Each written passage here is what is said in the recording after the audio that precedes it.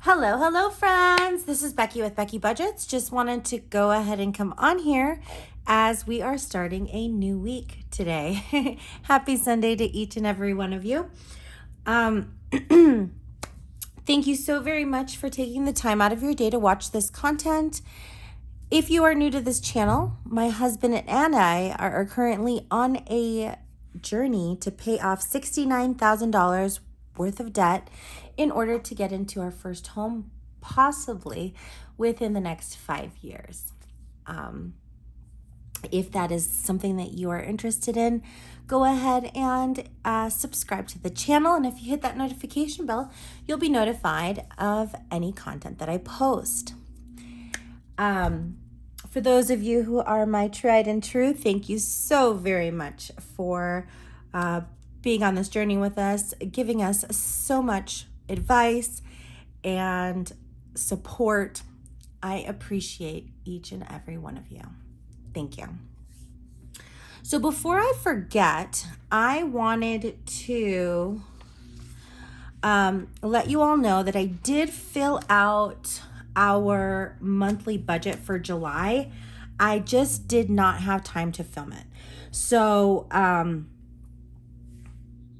one thing I did want to go over with you all is that because my husband is taking 2 weeks off of vacation, I decided to go back to what his previous average was, which was $667. So what I calculated for these 4 weeks is actually $707, which is his minimum as of now, plus $667 twice. And that gave us that total of $2,748. Now, everything else was just kind of brought over from our previous budget. The only thing to change is I did increase our gas by $100. And then I increased our eating out by $25. So we'll see if that works out. But that did skew or adjust that total a little bit. And then I did change the Dell that was under debt to Barclay, since that is the current account holder for that debt. And yep, I filled in our 52-week contributions, our sinking funds, and then based on these calculations, we are at a negative of $245, which means that hopefully we'll be able to get an overage that will help us. But I did want to let you know that I did fill this out off camera, and we will have a July closeout once that comes to be. So today I want to go ahead and film our second week in July budget. So we are budgeting for Paycheck date July 7th. Now this week I'm only expecting to get my husband's income. And we have figured, since he's not on vacation, he'll be getting that night differential. We're going to go ahead and budget for $707. I always put a spot for rollover and a spot for savings. So on the 11th is when I'm taking Linus and Leo to get groomed. I'm going to go ahead and budget to use $160 from their savings. And then I won't account for this. So the 707 plus the 160 is going to give us $867. Now the bills that are due this week are our Chase Southwest,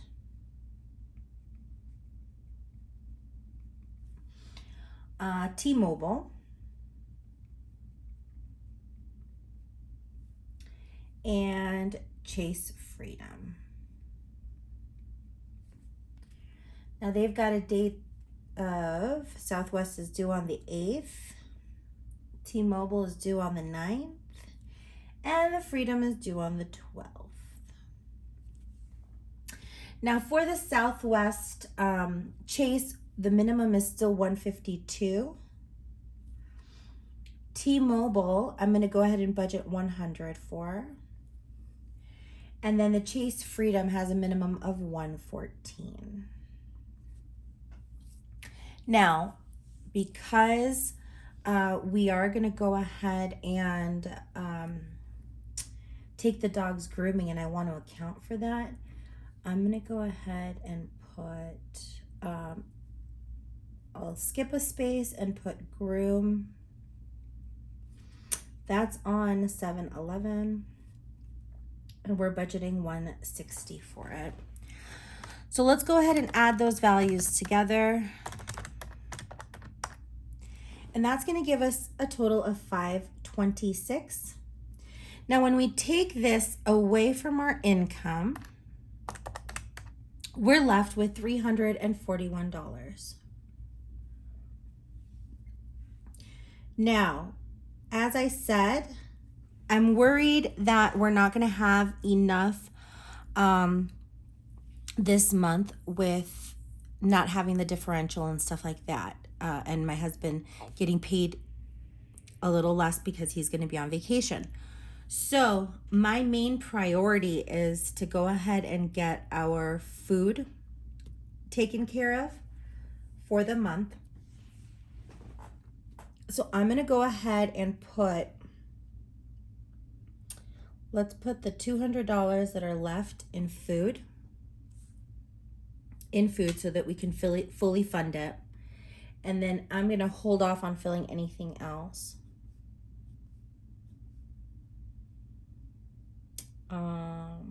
And then miscellaneous has already been met.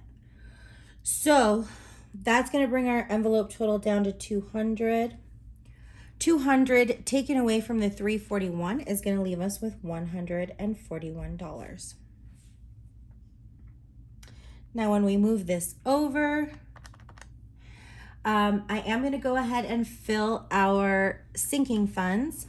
Now, all of these sinking funds add up to $100. So medical will get $25, vet, household, car maintenance, and gifts get $15 a piece. Vacation gets $5.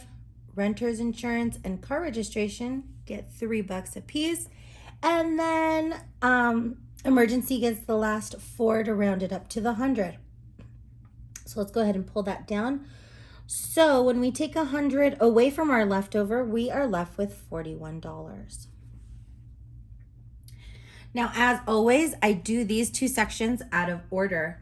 So my husband is going to be doing 52-week number 2 as he pays into it weekly. This money goes into our moving fund, and he is currently going to be on week 27.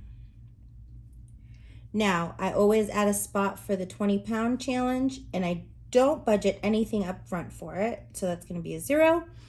And then to see what we can put towards our buffer, I don't account for anything.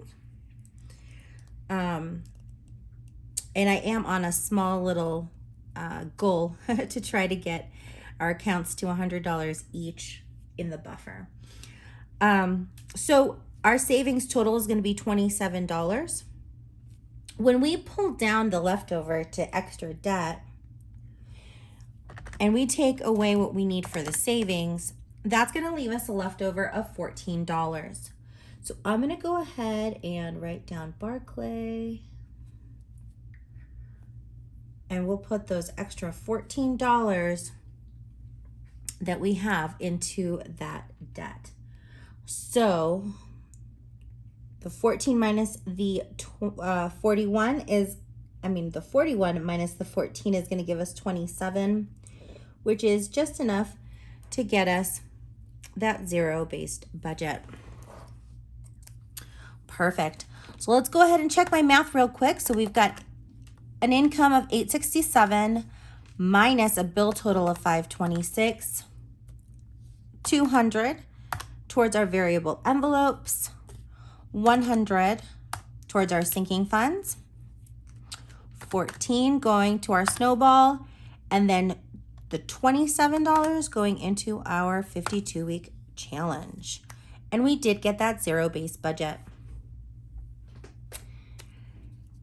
So, like I said, I am expecting July to be a little tighter than it was in June. But I am hopeful that because I can plan ahead, we'll be prepared for it.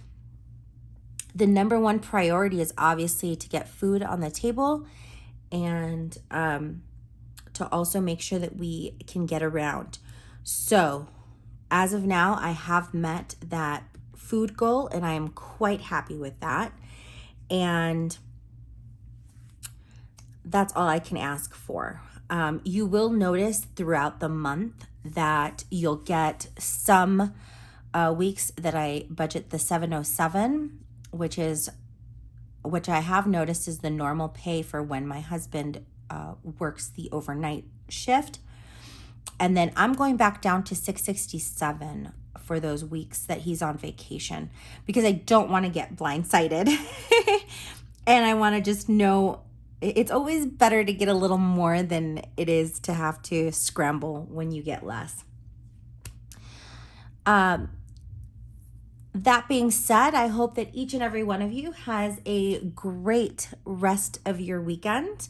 If you celebrate 4th of July, happy 4th to you and your family. And I will be back on Wednesday with our spending update, along with our actual numbers on Thursday, and then a cash stuffing on Friday. So look forward to those videos. I hope you guys take care, have a great day, and I'll see you soon. Bye.